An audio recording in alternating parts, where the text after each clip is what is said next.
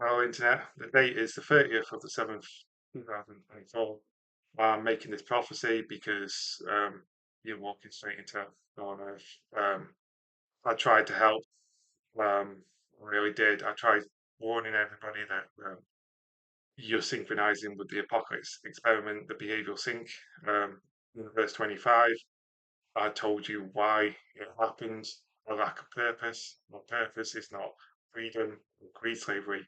It was kind of slavery, and I showed you in the racist test where we build a world where we serve and be served, and we can all get along fine, and we have the economy for that.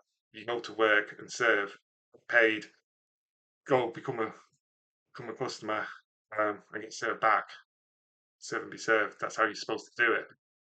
You've join the economy, of course, and then you go back to your house and you serve your wife free of charge. You know, that was the whole point. Um, love slavery was around before economic slavery. So yeah, you give your wife access to your house free of charge, access to your car free of charge. But then she does services that you can compare to the economy. She cooks your food. Um, if you didn't pay her, she could do it for free. And then Weatherspoons don't do it for free. You have to pay them. So that was kind of her. Cleans your house. My team would charge you. Childcare, you get charged for that in the economy, free of charge. So we needed that mental connection. It was part of human life to have a family model. And you balls this up, you've destroyed the nuclear family. You mention it, you know, we need, I believe in the nuclear family. It's like, I believe my grandparents had the nuclear family. The nuclear family was the sexist model. Women stayed at home. You haven't got women staying at home. You haven't got a family model. Kids are being destroyed, so and abandoned. So yeah, you just destroyed society basically. So this needs to end. I tried to turn you away. I tried to develop a cure. Um, it's not going to happen. So I need to describe what's going to go on. This is going to be a big turning point. But that's Judge. It's the sun god, whether Jesus or Lucifer. Some gods have societies have collapsed. It's like, oh yes, he's the last judgment, and society will collapse if you fail his judgment, which will. But if I run you through this prophecy, then you can try and pull me back at the last minute, um, and I can turn you away. So the sun god is Andrew Tate. He's the embodiment of sin. He's the embodiment of the sexual revolution, the girls' idea, um, and he's an embodiment of finances and wealth. Again, feminist ideology. So all the feminist ideology, um, even though feminists hate Andrew Tate, well, he's the embodiment of you. He's exactly what you fought for. You fought for, you know, sexual freedom. You actually fought for porn. Webcam girls, and you fought for money.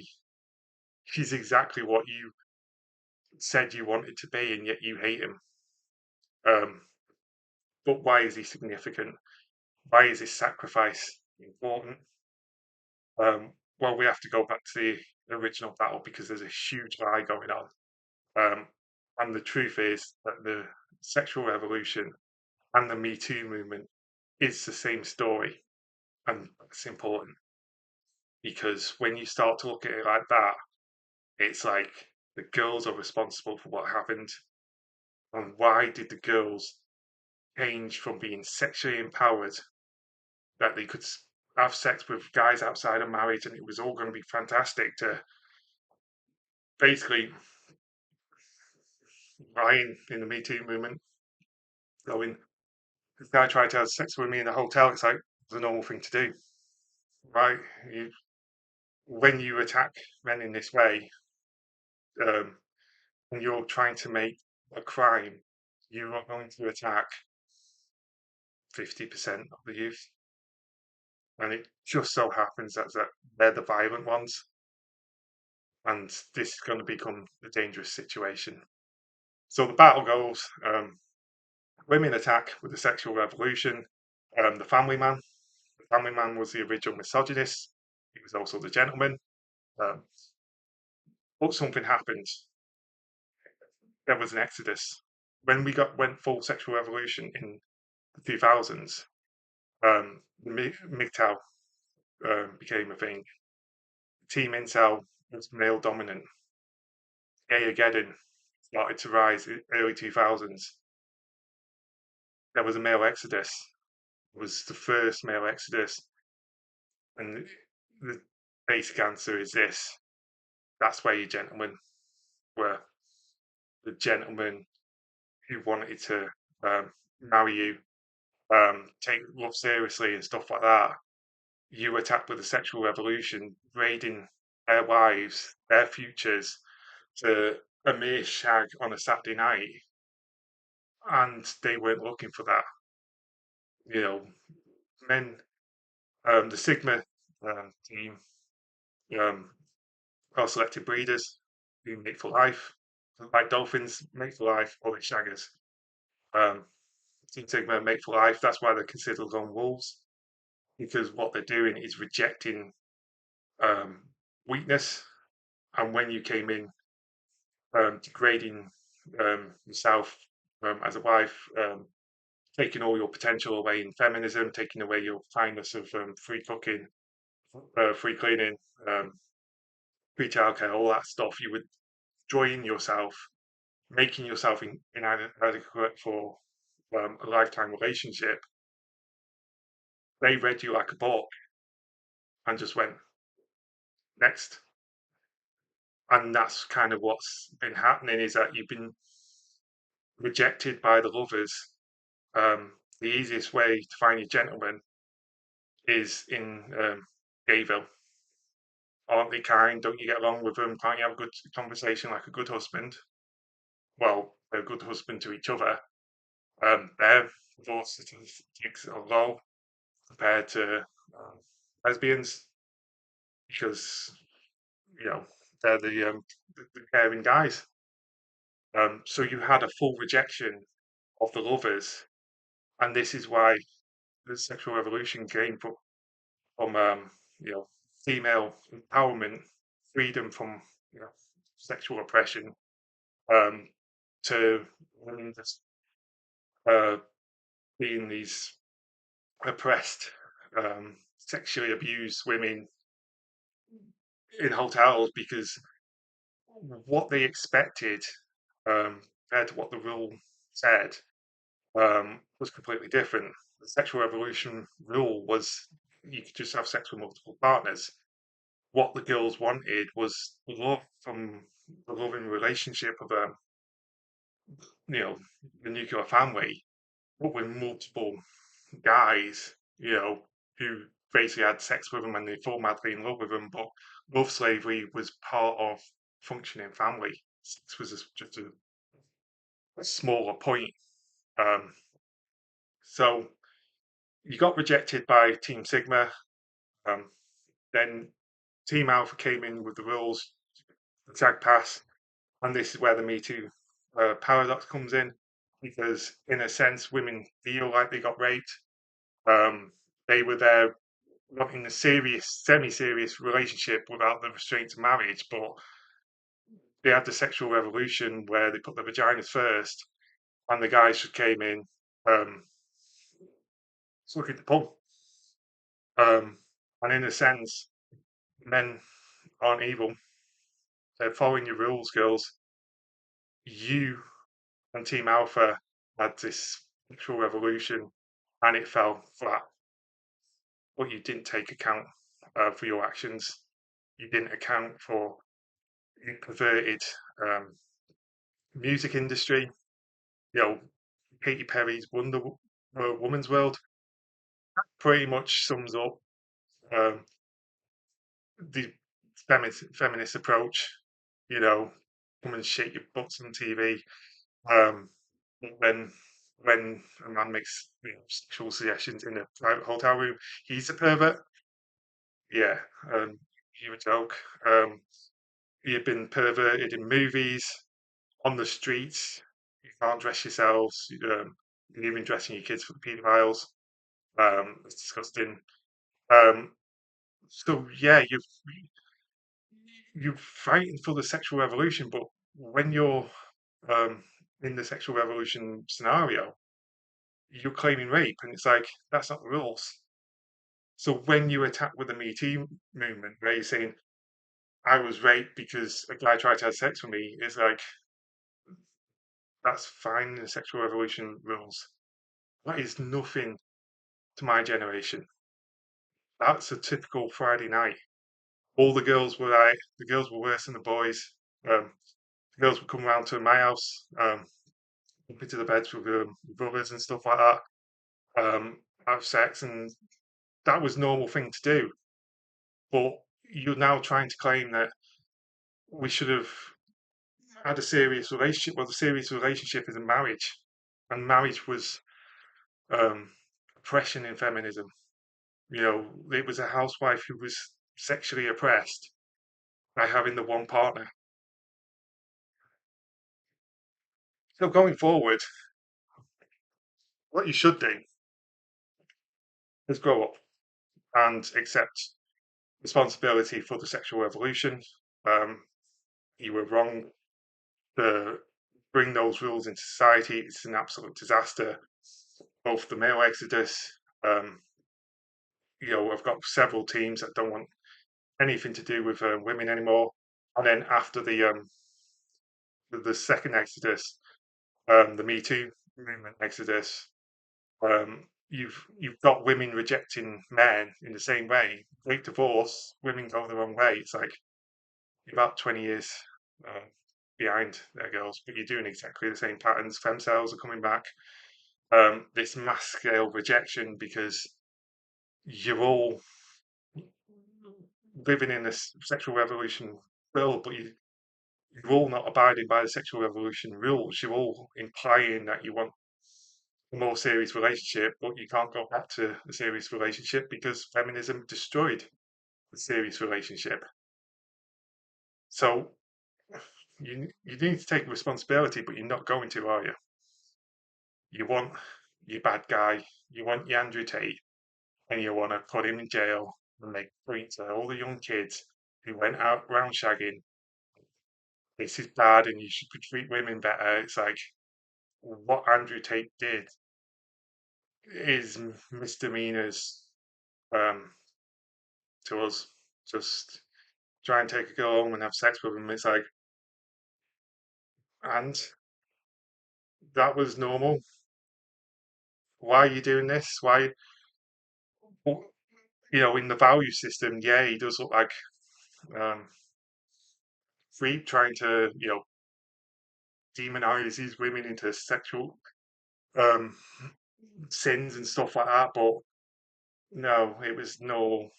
So you're going to become the people that um, attack Andrew and go, what you did was against the value system that exists in our generation, um, but you're going to police him in that sense and go, um, look, everybody, we're punishing Andrew Tate for taking girls home and having sex with them. It's like, once you punish him for that, you send out a message to every single one of his fan base that any of you who have gone out on the floor, had sex with a girl, are rapists. You are enemies, and we will put you in jail. And at that point, you go to war with about half millennials downwards. I don't think Gen Z has lived in a world or seen a world of value when men get married, have proper families and stuff like that. That hasn't been around for um, generations. So the warning sign of this is that you've got female violence up by 40% since about 2018. I think the Me Too movement was just before 2018. This correlates. So the bigger the Me Too movement grew, the more violence against women you had.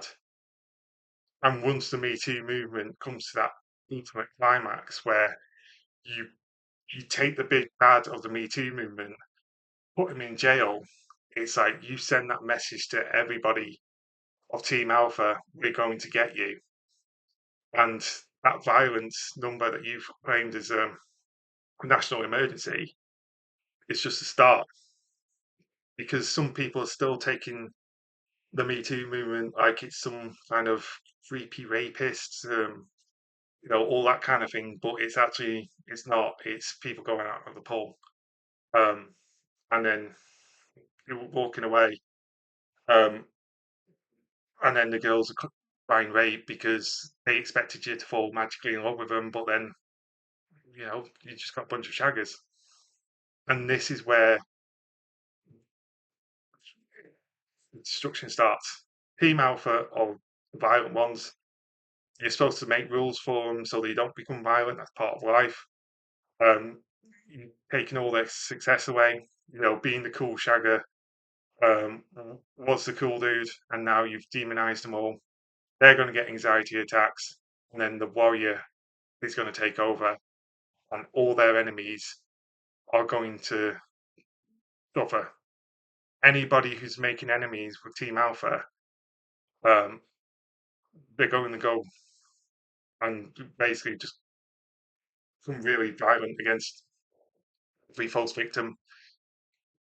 Um, George Floyd was a false victim. People dying, getting arrested is not a race issue. It's people die and getting arrested. There's Candice Owens did it on her show. It's like, here's a white guy getting killed by a black guy. Who cares? Nobody. But you made a false victim out of George Floyd. What happened after that? A gunman goes into shop, kills 8 innocent black men, women. That's what a false victim does. You put a target on your team. Um, Transgender gets out of control, ruins women's sports. Transgender kids get killed. Um, and then obviously they're attacking the gay community as a whole. Um, so they're enemies. And then the biggest enemy is the Me Too movement. Um, and once society breaks down, once these violent people just um, have no control over them, the law won't be able to control them, and you're just going to see vicious attacks on women. Um, they're not going to care. You can see some of the stories at the moment where guys are killing people for disrespecting them. Disrespecting a t-shirt kills them. Um, a girl disrespects a teen boy, um, any nicer. And when you create this false sense of Me Too righteousness, when you win Andrew Tate um, in an unfair way, you're going to start running your mouths as false victims start discrediting all these men who were basically just guys on the pole following rules, and they are going to go on the attack, and the violence is going to get out of control. Team Alpha are violent towards other people, but once you see violence towards other people, then Team Sigma are self-destructive. They're kinder, so they do things like hide away, not go to work, and then the biggest escape is suicide. You'll see mass suicides in women because Me Too movement attacked men first, so we had the mass suicides. But once women see this world where you violence against women, uh, uncontrolled, um, and that men will not come and save them because they didn't, um, own up to the sexual revolution and correct themselves. There's no reason to go back to them. Um, then all the demons are going to come out to play. Your Lucy Letby's as well. The Angel Death killed loads of kids in the hospital, babies who would have been a woman who wanted babies and husband. Um, she got restricted by feminism ideals that she's in work. She can't, um, build a family. So she went into demon mode, um, and then took it out on these children. Um, Other demon modes are the overkill, where it's just not one stabbing; it's like 32 stabs. It's like why so many is because they want to get rid of that adrenaline. The adrenaline hurts the mind and then in turn hurts the body. So when they're doing that, it's just about getting um, you know the adrenaline out. Um, Obviously, lawlessness. They're not going to follow any rules. You've seen Chicago just get robbed by huge gangs of kids, just not caring. Um, will happen as well, and then random attacks again. That's they killed two people. Attempted to 8 people. I think it was 3. Um, all these crazy people are going to attack, and while you're doing this, the economy is still going to go to hell because you were warned about this in Revelation 18:11. You've based your economy on sexual revolution. Babylon based their economy on the Babylon whore. And what it was saying is that once she's gone, then all the traders will weep because nobody will buy their wares. And the sexual revolution is gone because of the Me Too movement. So all the economy, the music, the nightlife, and all that stuff, um, nobody's going to buy your wares because nobody's in the sexual revolution anymore. Because if if we go out and try and go in the pool, then we might get accused of rape, um, and therefore this rejection's happening. There's just going to be a mass scale breakdown of humanity, and it's at that point you might want to, you know, take my warnings a bit more seriously. Um, if you do stumble on this video, then I put a summon link in the description, and you can summon me back into the game because at the moment I'm walking away because, well, why the hell should I try and help the entire world where not one person will lift a finger to trying to, help me, the apocalypse basically. But this is just the modern world we live in. Um, so yeah, when things get out of control, um, you know, try summoning, like we said, summon me, um, and then we take it from there. We have to take all the damage that comes from the crazy people.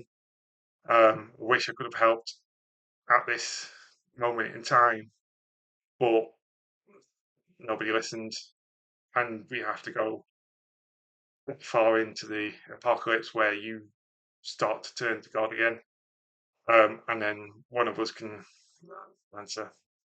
So, yeah, thanks for listening.